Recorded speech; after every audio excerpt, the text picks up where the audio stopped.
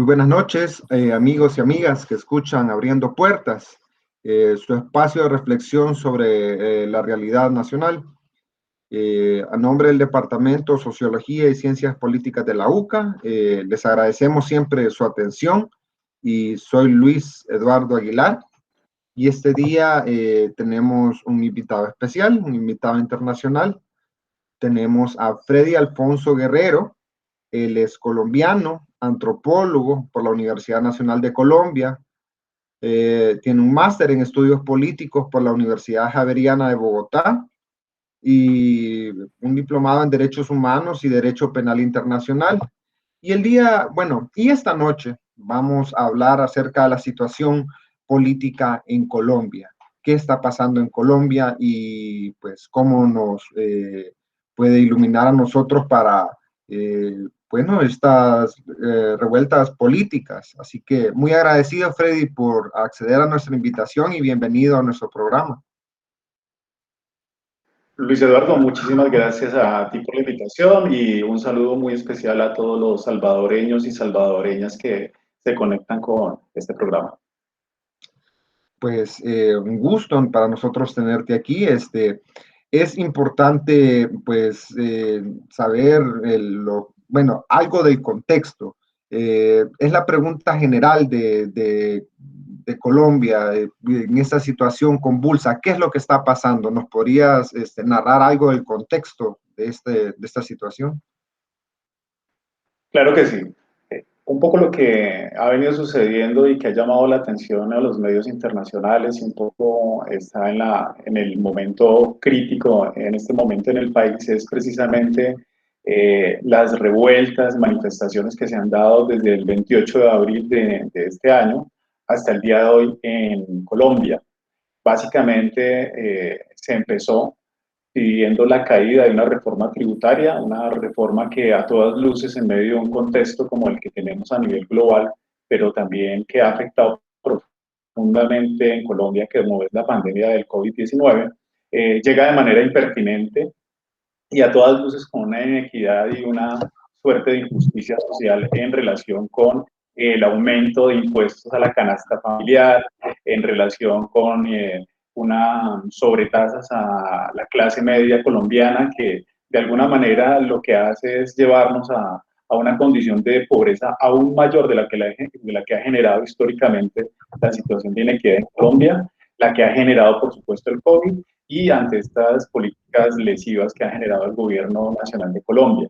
En ese contexto, digamos, esas manifestaciones que parecía que no tuviesen mayor llamado, han asumido, digamos, o se ha asumido por una gran parte de la ciudadanía en Colombia y un poco la respuesta que se ha dado ha sido tardía. El gobierno colombiano solamente 4 o 5 días después y después de varios muertos decidió que la reforma no iba, cuando en el Congreso de Colombia tampoco había la votación posible para que esta reforma pasara. De tal manera que cierto tipo de soberbia institucional lo que generó finalmente fue el agravamiento de la crisis y unas tensiones internas que hemos vivido hasta el día de hoy, que en general lo podemos señalar, y esto solamente hasta el 7 de mayo, sin cifras actualizadas, 49 asesinatos de jóvenes en el país, la mayoría de ellos en la ciudad de Cali, una de las más grandes ciudades del país, la tercera ciudad del país. Hemos tenido 962 detenciones arbitrarias, se habla más o menos de 400 desapariciones forzadas, además, digamos, digamos, denuncias de violencia sexual contra las mujeres, entre otros aspectos que nos han colocado en una situación muy crítica. Incluso hemos llegado al punto en que parte de la estrategia del gobierno nacional ha sido poner a los ciudadanos contra los ciudadanos. Este es el contexto en el que estamos, supremamente crítico, que no se ha resuelto, el gobierno no ha sabido dar respuesta, no ha creado diálogos adecuados y pertinentes con los manifestantes de la calle, y esto simplemente lo diría para terminar este muy breve contexto, es el resultado de unas tensiones que se han venido dando desde hace aproximadamente 20 años en el país, que tiene que ver con la polarización que se ha generado desde unos gobiernos de derecha y que han apoyado pues a la extrema derecha en el país de manera soterrada. ha sido resultado de la falta de desarrollo por el gobierno nacional y su ejecutivo el partido político que lo apoya, que es el Centro Democrático, en cabeza del expresidente Álvaro Uribe Vélez, y que no han permitido resolver los puntos del acuerdo de paz firmados con las FARC en el 2016, múltiples líderes sociales muertos, más de una centena de ellos desde que se firmaron los acuerdos. Esto es el resultado de un plebiscito que generó mayor tensión entre quienes apoyaban el acuerdo y no, donde ganó el no con un 51%, y que ha generado unas tensiones que al día de hoy se desatan en las ciudades, particularmente aquí en nuestro país. Sí, gracias, Freddy. En ese sentido, justamente por ahí iba mi segunda pregunta. Si esta reforma se ha hecho para atrás de alguna forma, pero pareciera, no es la reforma en sí, sino que hay una serie de elementos polarizantes, ya lo mencionabas, el plebiscito, incluso las últimas elecciones en Colombia que fueron bastante reñidas y de alguna forma han sido por algunos cuestionadas los resultados, pero ¿por qué, digamos, profundizar más en esto? ¿Por qué es que esta forma de no impulsar la reforma, pero qué es lo que hace, qué es lo que piden las organizaciones sociales, cuáles son las demandas que tienen, ya que la reforma es hecho para atrás, pero debe haber algo de trasfondo? Claro que sí. Bueno, empieza con la reforma y quien convoca a la movilización el 28 de abril, que fue una movilización masiva y sin precedentes desde, digamos, históricamente en Colombia, desde el año 77 no se había generado un paro con las dimensiones que se ven en este momento. De hecho, con un estatuto de seguridad que reproducía toda la ideología de la Guerra Fría, estigmatizando a la izquierda y a la política que tuviera que ver un poco con un discurso, yo diría que en este momento, digamos, inicia con la reforma tributaria, pero es una acumulación de descontento y malestar social. Uno podría decir que el Comité Nacional de Paro, donde están los gremios de educadores, donde están los gremios de los trabajadores, donde está, digamos, una serie de fuerzas organizativas en el país, convocan inicialmente esta marcha con la reforma tributaria. Sin embargo, en esa convocatoria se han sumado diferentes intereses que no necesariamente se vinculan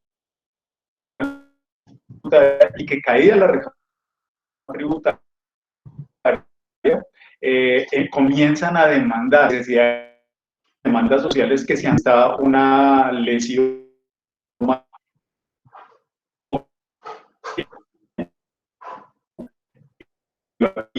el sistema y que de alguna manera ya con lo caído que está en el sistema colombiano de la salud o el derecho a la salud se mercantiliza mucho más, es decir, se generan mayores desigualdades. Hay una reforma laboral que también está en curso que coloca en pésimas condiciones en Colombia el tema del salario mínimo regionalizado, entre otras.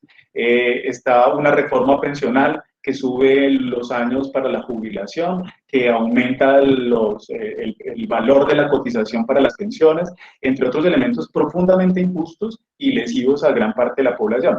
Pero déjame decirte, Luis, si uno va a las calles, yo he estado en las marchas, en los puntos de concentración aquí en la ciudad de Cali, uno lo que encuentra es personas también no representadas, pero que de alguna manera también están dolidas emocionalmente, física y materialmente también, alrededor de unas deudas sociales que se tienen.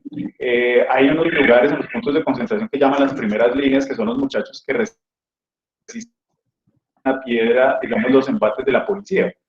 Uno ve estos muchachos y son hijos de personas que fueron víctimas del conflicto, son personas que han vivido la pobreza histórica en los márgenes de la ciudad, son personas que están en las peores condiciones de vulnerabilidad económica, física, emocional, en el país y que son los que están haciendo esas demandas también muy particulares.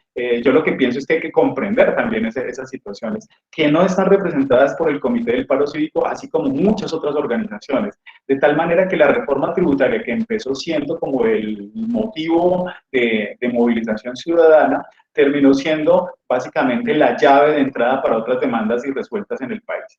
En eso estamos. Creo que no se han abierto los canales de comunicación con el gobierno nacional. De hecho, una petición que se había hecho al presidente Duque en estos días por la gobernación del departamento del Valle del Cauca, por la alcaldía de Cali, porque Cali ha sido la ciudad, algunos lo llaman como la capital de la resistencia, pero también ha sido un escenario donde hemos entrado en una confrontación tan terrible que las calles por la noche, en algunos momentos del día, parece que estuviéramos en una suerte de guerra civil urbana. Entonces, ante la arrogancia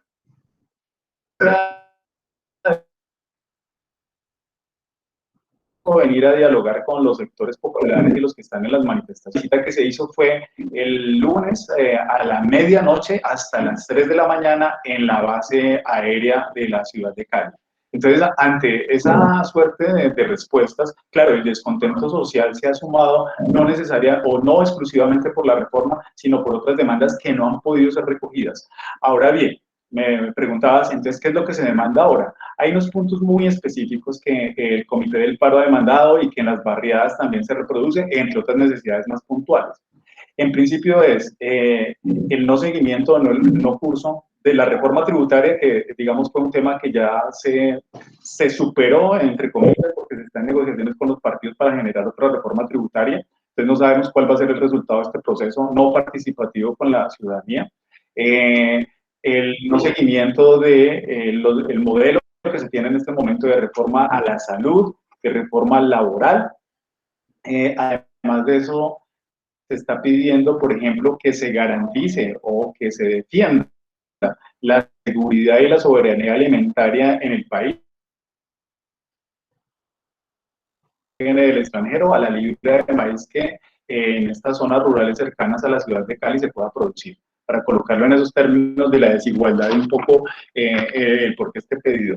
Se pide subsidios sobre todo a las pequeñas y medianas empresas que han quedado en una situación de desigualdad por el COVID, pero que también han estado aisladas de muchas de las políticas del gobierno nacional y que hoy están demandando de alguna manera atención.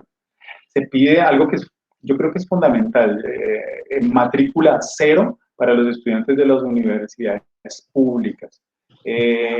Muchos estudiantes han tenido que salir de las universidades, comenzar a buscar trabajo, no encontrar trabajo, y en ese sentido los niveles de oportunidad y de movilidad social se restringen. Entonces allí hay un elemento importante que está señalando. En el marco también de la profundísimo, como las citas que les había señalado al principio. Y dentro de esos policiales, pero también los ciudadanos han salido unas situaciones perversas. Entonces, lo que se pide es la no discriminación de género, la no discriminación por diversidad sexual y la no discriminación étnica. Estamos viviendo en Cali unas situaciones dramáticas. Ha habido 2 casos que les podría contar ahora en relación con la movilización de comunidades indígenas del departamento cercano a nuestro departamento, y unas respuestas racistas que se han dado por algunos sectores elitistas de la ciudad de Cali, en los cuales ha habido incluso 8 heridos indígenas, 4 casos de gravedad, donde se está esperando respuesta a propósito de las intervenciones quirúrgicas que se han dado, pero todo en el marco de una respuesta racista alrededor de sectores indígenas que han apoyado la movilización. Entonces, se está pidiendo eso, y otro tema importante, digamos, en este pliego que ha hecho el Comparo y otras organizaciones, es de tener la erradicación forzada de la coca. Eso ya incluso se había planteado en los acuerdos que se habían hecho con la extinta guerrilla de las FARC. Y el no uso del glifosato, han demostrado un efecto contra las unidades, contra los cultivos las tierras, dándose los acuerdos de La Habana de paz de La Habana realizado con las FARC, ha insistido en la erradicación forzada y ha insistido en la aspersión aérea con glifosato. Sí, son sin duda demandas legítimas, necesarias, pero también son demandas profundas, estructurales. En este sentido, Freddy, eh, ¿cómo está la composición de las marchas de esta oposición, digamos? Porque al ver esas demandas necesarias, oportunas, pero pueden dar lugar a oportunistas, a gente altruista, a gente con una legítima oposición. ¿Cómo se compone esta serie de demandas? Porque si fueran todas tratadas de cumplir, llegaríamos a una situación de protesta sin fin. Ahora, son dos las preguntas en particular. ¿Quiénes componen estos grupos de oposición? ¿Son o no legítimos? Básicamente esas dos son las preguntas para no saturar con cuestionamientos. Vale, entonces como las dos preguntas. La primera es como cuáles son los actores que participan, digamos, en promoverle el paro y las manifestaciones y estas demandas.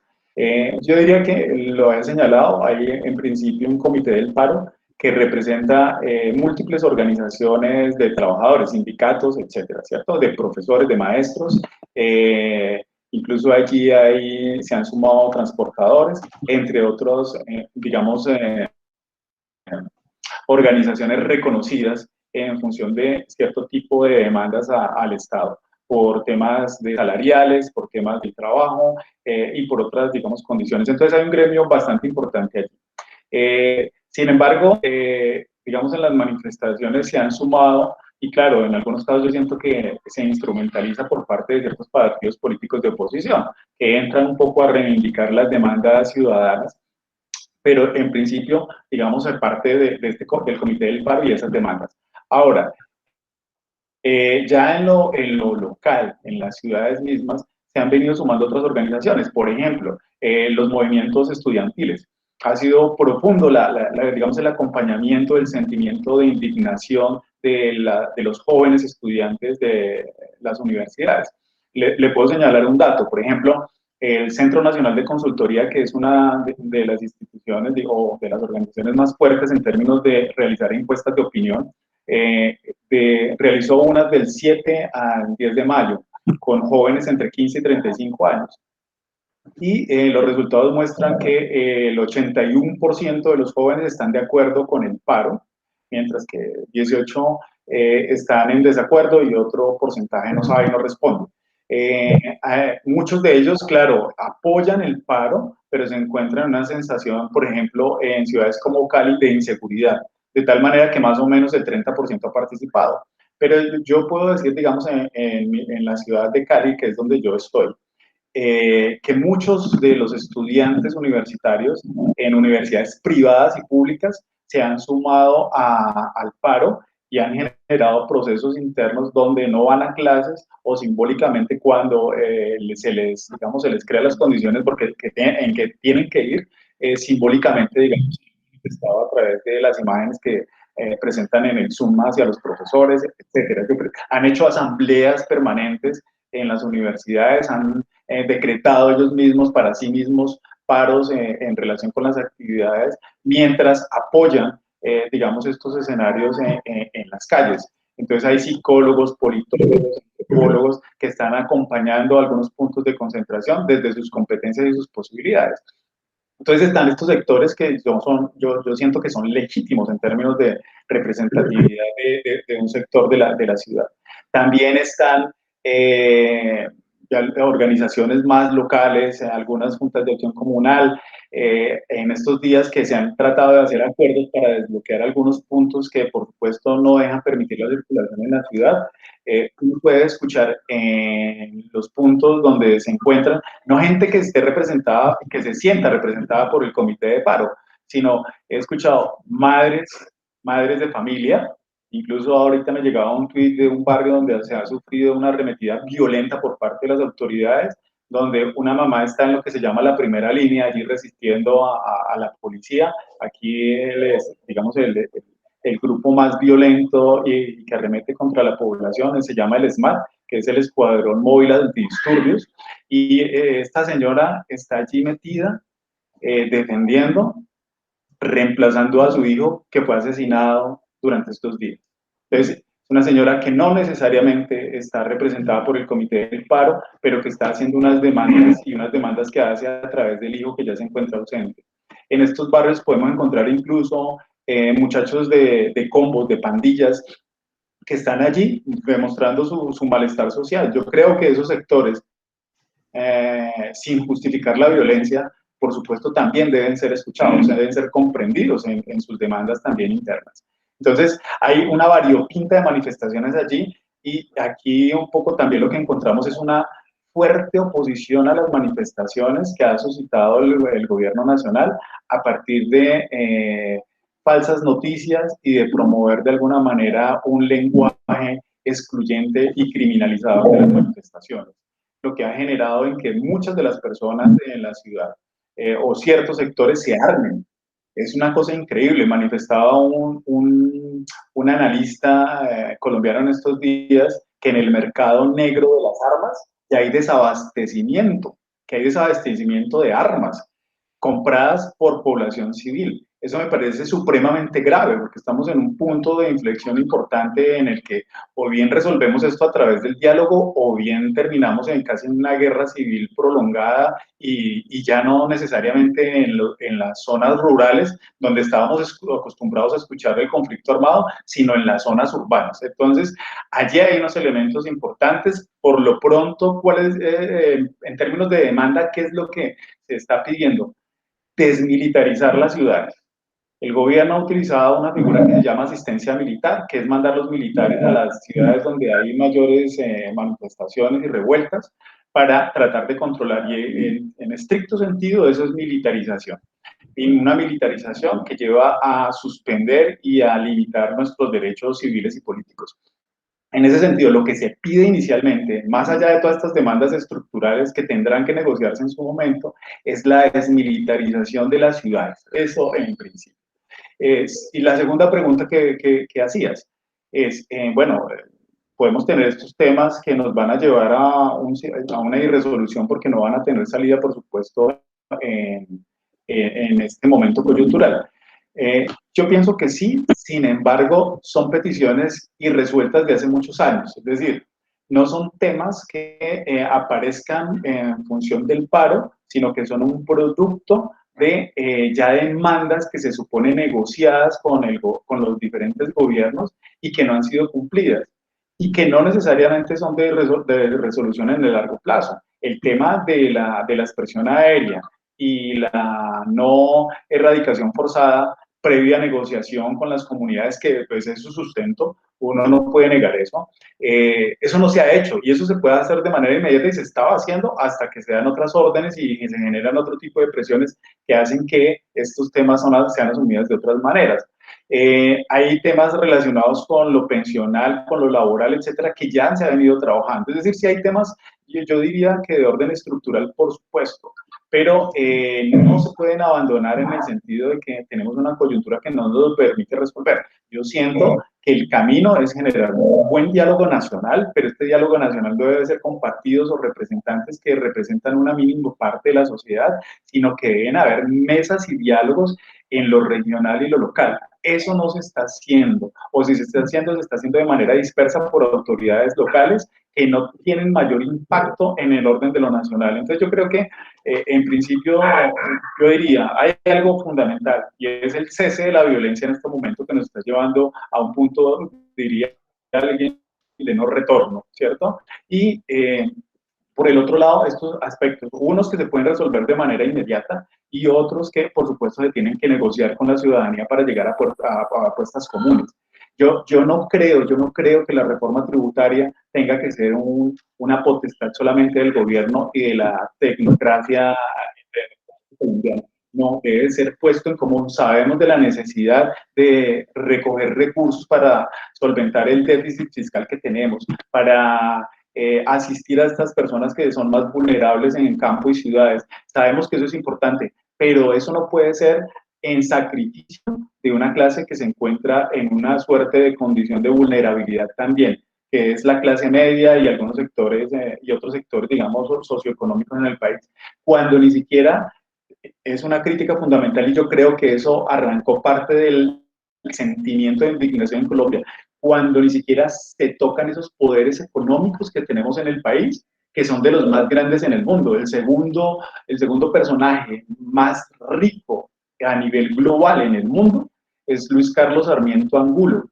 un colombiano que tiene bajo su mando las entidades financieras, una suerte también de negocios y en términos de salud. Por ejemplo, un dato, creó un instituto cancerológico. En la reforma a la salud colocan un condicionante a propósito de los hospitales y de su eficiencia financiera. Es decir, que funcionen en el mercado. Si no son funcionales en el mercado, son de alguna manera liquidados. Y uno dice, pero es que es una lectura que no se hace en clave de derechos, como el derecho a la salud, sino se hace en clave de mercado.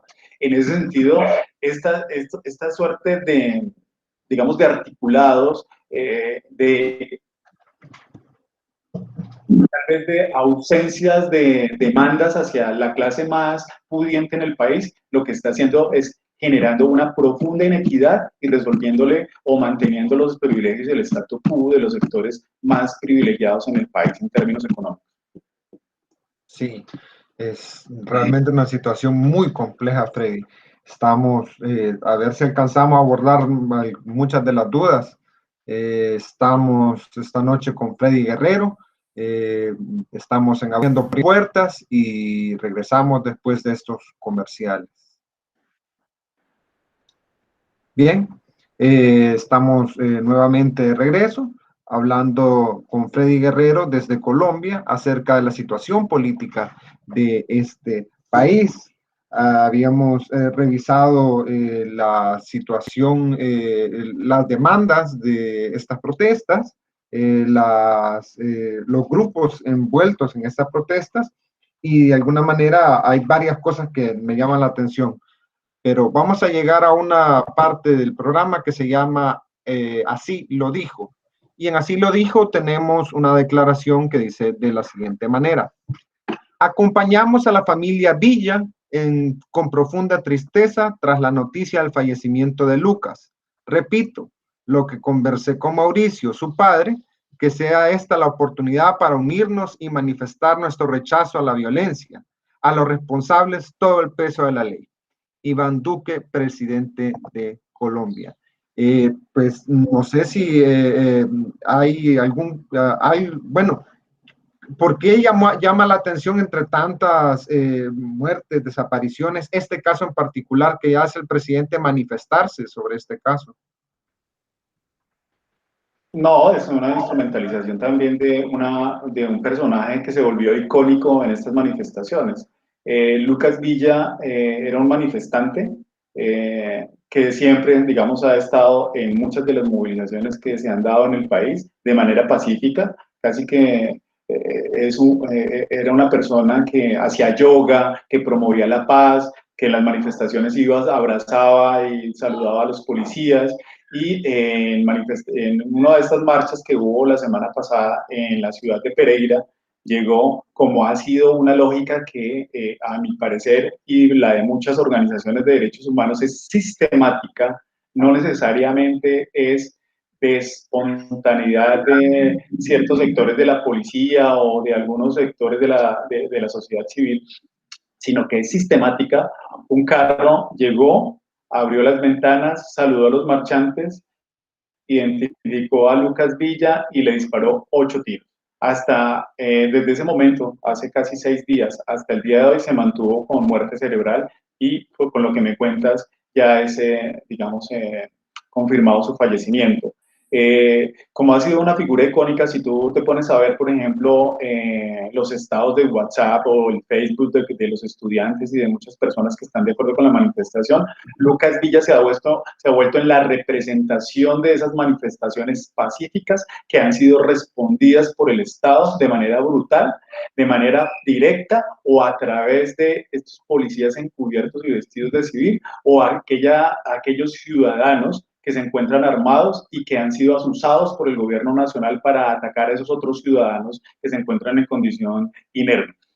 De tal manera que, como ha sido una figura simbólica tan importante en estas manifestaciones, por supuesto, Duque no el momento para manifestar su dolor. Pero si eso fuera transparente y honesto, seguramente no estaría solamente lamentándose, sino sentándose con la ciudadanía, hablando sobre las demandas que se están haciendo y no asusando a los militares e incluso siendo negligente en denunciar la impunidad con la que se han mantenido todos los muertos, desapariciones, violencia sexual que se ha generado durante estas semanas. Entonces yo creo que es simplemente una denunciación simbólica, sí, para manifestar de alguna manera una situación que nos está doliendo, pero no necesariamente es una transparencia en las acciones que está desarrollando en lo concreto. Yo estoy aquí sentado en un edificio cerca de Cali, muy cerca, bueno, en Cali, cerca de un punto de concentración, y lo que uno puede escuchar son helicópteros, disparos, papas bomba y toda esta serie de violencia que ha permitido el gobierno nacional que se escale al día de hoy en lo que estamos. Y me preocupa muchísimo, muchísimo que hay puntos de tensión, por ejemplo, en este momento con el CRIP, que es el Consejo Regional Indígena del Cauca, que venían a apoyar pacíficamente las manifestaciones y han sido atacados a balas aquí en la ciudad y se ha generado un discurso racista y clasista que nos ha llevado a un punto donde yo ya lo había señalado, estamos en la inflexión de poder dialogar y resolver esto de otra manera y que el gobierno nacional ceda en sus pretensiones arrogantes de mantenerse con posturas radicales o abrir el canal para escenarios de diálogo donde efectivamente comencemos a resolver qué es lo que somos como país y cómo nos vamos a transformar. Hay una situación que no podemos dejar de lado estamos hablando de política, pero también estamos en medio de una pandemia.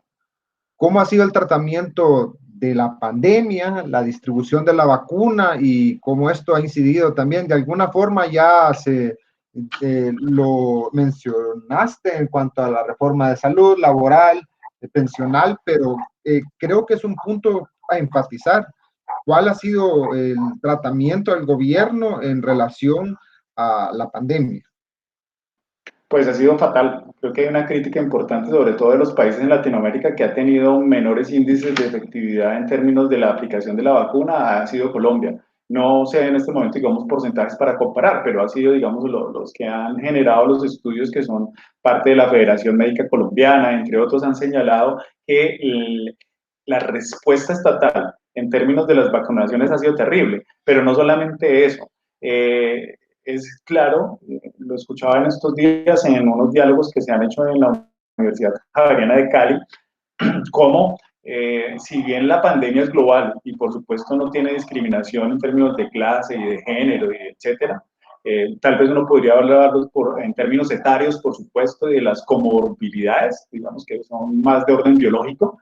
Sí es claro que la respuesta y las condiciones estructurales de los países también hacen posible que la pandemia tenga ciertos efectos nefastos o que se profundicen más en ellos de acuerdo a las condiciones. Por ejemplo, lo que se señala es que hay mayores posibilidades de contagio en los estratos populares y aquellos que tienen niveles de pobreza absoluta o pobreza financiera, por varias razones. Aquí la economía en Colombia, gran parte de la economía es economía informal. En el momento en que llegan los confinamientos o las cuarentenas, por supuesto las personas no pueden quedarse encerradas precisamente porque tienen que sobrevivir y la única forma de sobrevivir es en esa economía informal en las calles o en otros espacios pero de economía informal. En ese sentido, pues no tienen las posibilidades que tendría, por ejemplo, otro tipo de condición socioeconómica o población con otra condición socioeconómica que en principio pueden tener espacios más amplios para la distancia social y que no tendrían necesariamente que preocuparse por salir a las calles a conseguir su sustento. Entonces, allí ha habido una respuesta tardía y la respuesta que ha sido insuficiente. Por el otro lado, es terrible, digamos, aquí el tema de la corrupción. Colombia es, si no estoy mal, salieron las estadísticas la semana pasada, es el país más corrupto del mundo, es el país más corrupto del mundo. Tanto que aquí han llegado las vacunas y algunas de las vacunas, y eso es como, digamos, lo que se puede deducir, que se venían aplicando en algunos lugares eran jeringas vacías, que solamente le colocaban el aire a ciertas personas. Y la pregunta es, ¿y entonces dónde está digamos, la vacuna? Lo que se intuye allí es que algunas de esas vacunas ya reportadas y registradas se vendían en otros lugares. Entonces, allí hay un elemento de corrupción importante, no controlado por el Estado. Pero además de eso, temas como, por ejemplo, ralenticen, y esto lo han mencionado funcionarios públicos de algunos departamentos, ralenticen, pongan más lenta la aplicación de la vacuna, porque las otras vacunas no las podemos gestionar para que lleguen. Hemos sido ineficientes en eso. Y en ese sentido, no queremos generar un descontento como si la vacuna ya se hubiera acabado. Entonces, fíjense, digamos, el nivel de ineficiencia que tiene el Estado respecto a la vacunación. Ahora, lo decía la doctora Carolina Corcho, que a mí me parece, digamos, es una señora muy clara, es presidenta de la Federación Médica Colombiana. Decía, miren, sabemos que hay un riesgo enorme en relación con la...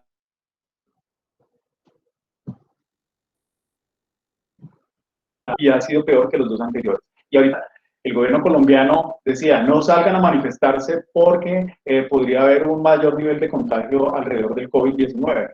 Claro, lo fácil que pudo haber hecho el gobierno colombiano es no haber pasado la reforma porque a todas luces popular.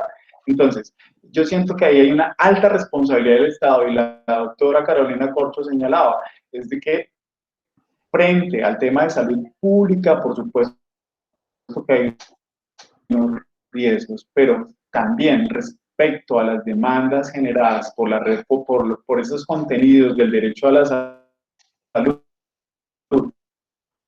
que de alguna manera son en la reforma a la salud, independiente del riesgo de aumentar su contagio frente al COVID-19. Entonces yo creo que ahí hay una mezcla de cosas tan importantes que hay que como considerar esa complejidad. No son solo las manifestaciones del paro por la reforma tributaria, sino que se ha coyuntado una suerte de condiciones y decisiones políticas sociales mal manejadas por este gobierno y que al día de hoy tenemos una incertidumbre total a propósito del desgobierno que tenemos en este momento. Uno podría decir, y no sé si lo exagero, espero que no sea tan así, pero que las calles en las ciudades las están controlando la fuerza pública y hay poco control incluso desde las decisiones del Estado para poder controlar eso. Y de hecho, la fuerza pública ha sido asusada por el expresidente Uribe y es evidente en unos trinos donde él dice, en tal lado hay que generar una respuesta contundente desde la fuerza pública y el ministro de Defensa en el mismo tuit responde, ya estamos allí. Sí, en este sentido, también con respecto a bueno, es una situación muy grave a nivel político, a nivel sanitario, pero revisando la historia de Colombia, un país con guerrilla, narcotráfico, autodefensas, violencia estatal, y tal vez es difícil contabilizar, pero ¿cuál es la percepción de quién está cometiendo los asesinatos? ¿Es una mezcla de todos estos grupos? ¿Hay algún grupo, es el Estado como tal, o son los paramilitares, o es la oposición? Porque realmente la situación ha generado muertos, no es una cosa solamente netamente política, sino que pone en riesgo la vida de muchas personas. ¿Cuál es esa sensación? ¿Quién está generando esta inseguridad? Pues bueno, yo lo que podría decir es, hay violencia en múltiples actores. Hay violencia en aquellos que me parece que los han generalizado con la noción de vándalos, Entonces, para vándalos son los manifestantes que están en las calles y los jóvenes que hacen resistencia en los bloqueos. Entonces, ahí han generado violencia porque, por supuesto, han quemado estaciones de los sistemas masivos de transporte. Eh, ha habido, digamos, unos bloqueos con daños en la infraestructura, en los bienes públicos, en bienes privados. Ahí ha habido una suerte de violencia. Ahora, eh, decía un senador del Centro Democrático, partido del gobierno, que aquí los indígenas han venido con armas y que también la gente se ha defendido con armas. Yo creo que ahí hay unas representaciones que han sido interpretadas al acomodo de las diferentes posturas.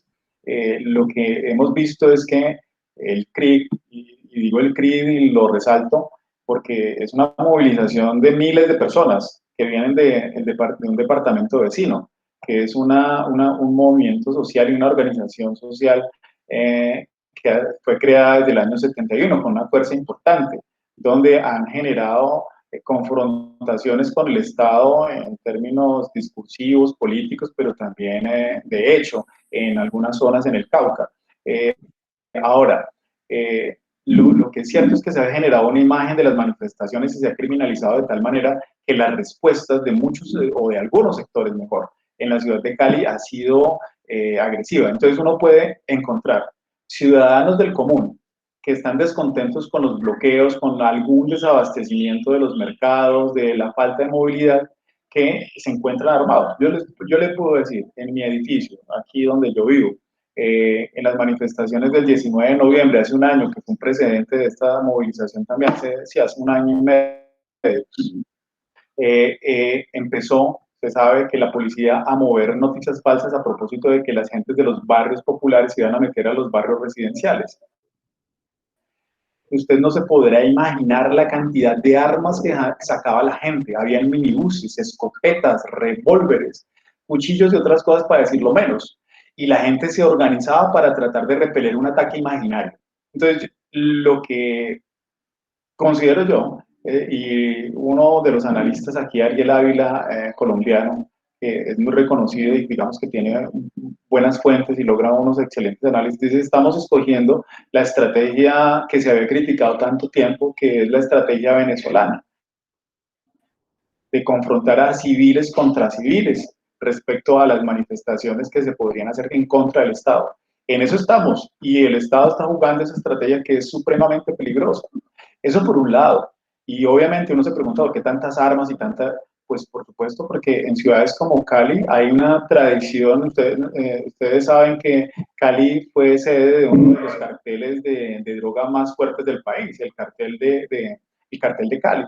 Y esto se ha fragmentado en unos carteles muchos más pequeños, cartel del norte del valle, etcétera, pero hay una cultura allí que ha resuelto todo a través de la violencia y de las armas. Entonces, seguramente habrá unos sectores allí que reproducen ese tipo de cultura violenta y que son de ciertas condiciones socioeconómicas, no todas, porque yo creo que también hay un peligro en decir que son los ricos contra los pobres. Yo creo que son sectores poblacionales que están incluso adheridos o empáticos a la derecha colombiana y que están respondiendo un poco desde esos intereses y desde esas convicciones que tienen. Ahora, hay una responsabilidad enorme de la Policía Nacional. La Policía Nacional, que no tuvo la capacidad de contrarrestar las manifestaciones durante los primeros días y que, so pretexto de superar las demandas, denuncias y todo lo que se viene alrededor de los derechos humanos, lo que ha hecho es vestir a muchos policías de civil para mandarlos en camionetas a repeler las manifestaciones. Y sobre eso hay videos y testimonios y placas de carros, de camiones que transportaban policías, que la misma policía ha reconocido que son de su institución. Entonces, esto ha venido sucediendo en varios lugares. De hecho, ahí hay que hacer una consideración. La violencia que se genera en las manifestaciones no puede ser de ninguna manera comparada de manera igual que la violencia generada por el Estado. El Estado tiene la responsabilidad de protegernos y en este momento el mismo Estado que debería utilizar una fuerza proporcional a las acciones violentas que se pueden generar desde ciertos sectores de las huelgas y las manifestaciones ha sido supremamente excesiva. Tanto que en vez de utilizar esa fuerza proporcionada, lo que están es tirando a matar y a disparar con armas de fuego, cuando los instrumentos que deben utilizar son los antidisturbios y utilizarlos también de manera adecuada.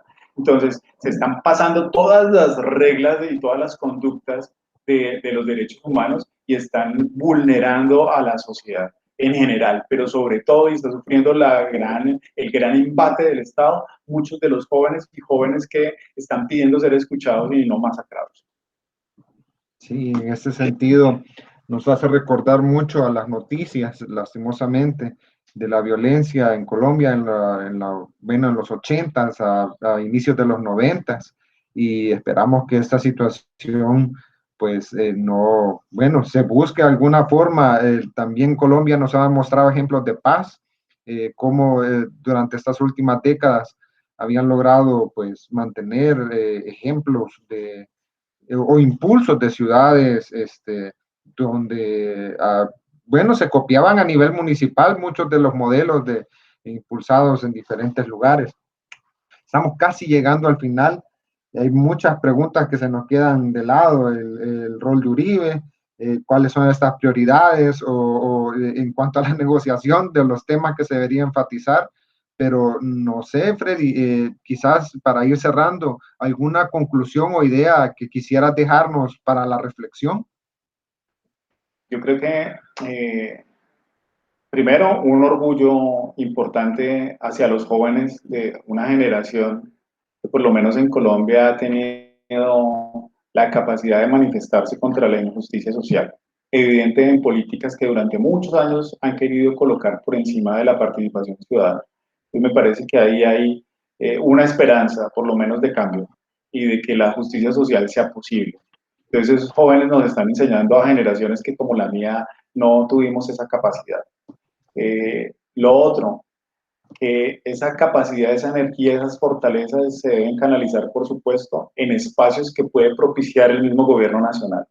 Creo que dejar esa oportunidad sería, digamos, una situación que nos dejaría muy mal parados en la historia y que si no se aprovecha, yo creo que vamos a terminar en niveles de violencia y conflicto tal vez superiores a los que generó el conflicto armado en las zonas rurales. Y tercero, yo creo que además de los elementos estructurales que hay que resolver, en este momento, ya unido a lo que acabo de decir, es importante un desescalamiento de la violencia en todos sus sentidos. Y allí empecemos por el lenguaje. Hay un lenguaje estigmatizador, criminalizador, tal vez con lo que vos señalabas allí a propósito de Duque lamentándose por la muerte de Lucas Villa.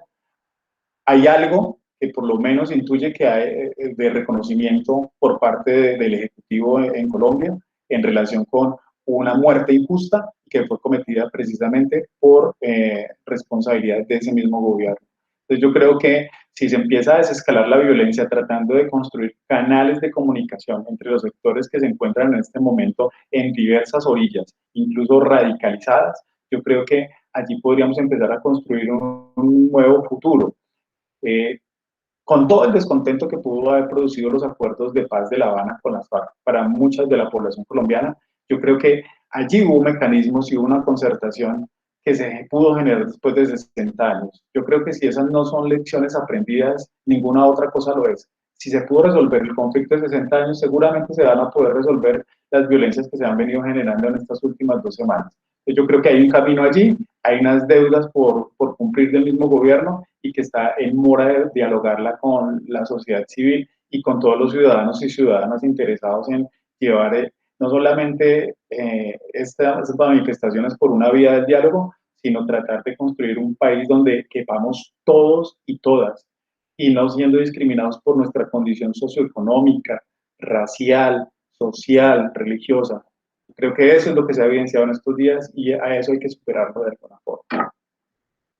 Sí, muchas gracias, Freddy. Un mensaje más que esperanzador y bueno, nuestra energía, nuestras buenas vibras hacia Cali, hacia Colombia en general, con una historia muy sufrida, como todos estos grupos que, pues sí, ver cuál es el rol los partidos políticos de oposición, ver incluso cuál es el rol del crimen común, del crimen organizado, de actores como Uribe, como decía, que la misma, bueno, las FARC, es decir, tiene una cantidad de aristas para ver los problemas que nos quedamos cortos para los espacios en este sentido, pero agradecidos por tu participación.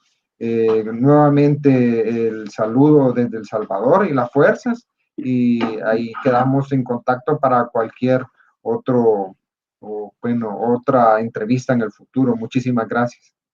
Bueno, Luis Eduardo, a ti y a todos los que estuvieron acompañándonos en este espacio.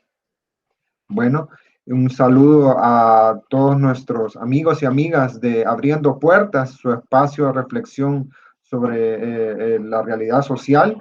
Mi nombre es Luis Aguilar y a nombre del Departamento de Sociología y Ciencias Políticas de la UCA, les deseamos muy buenas noches y nos vemos nos escuchamos en una próxima oportunidad.